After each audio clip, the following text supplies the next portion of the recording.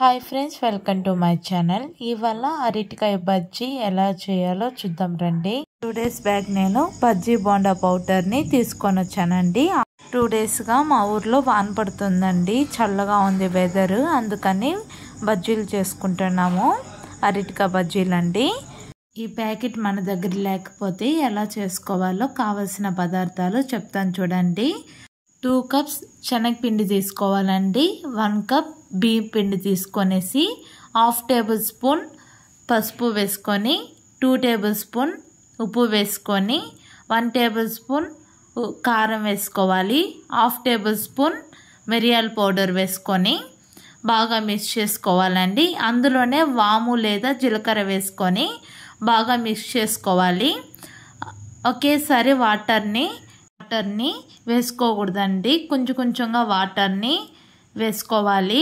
అప్పుడే మనకు కావాల్సిన వాటర్ ఎక్కువైతే ఆయిల్ ఎక్కువగా లాగుతుందండి, అందుకే మనం చూసి తక్కువగా వాటర్ని వేసుకోవాలి. మరీ పలచగా కాకుండా కలుపుకోవాలండి.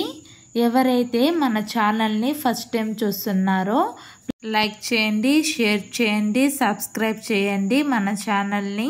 పక్కనే ఉన్న బెల్ ఐకాన్ కూడా ప్రెస్ చేయండి. చూపించిన విధంగా పిండిని ఇలా కలుపుకోవాలండి. అప్పుడే బజ్జీలు ఇలా పొంగుతాయండి. స్టవ్ వెలిగించుకొని కడాయి పెట్టుకొనేసి మనకి కావాల్సినంత ఆయిల్ని వేసుకొని ఒక 10 minutes వరకు బాగా హీట్ చేసుకోవాలండి. ఇంత లోపల మనం అరటికాయని చూపించిన విధంగా స్లైస్ చేసుకొని పక్కన పెట్టుకోవాలండి.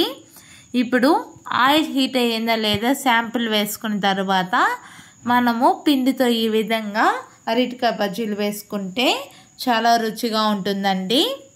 బజ్జీలు వేయకముందు సిమ్లో పెట్టుకొనేసి వేసుకోవాలండి.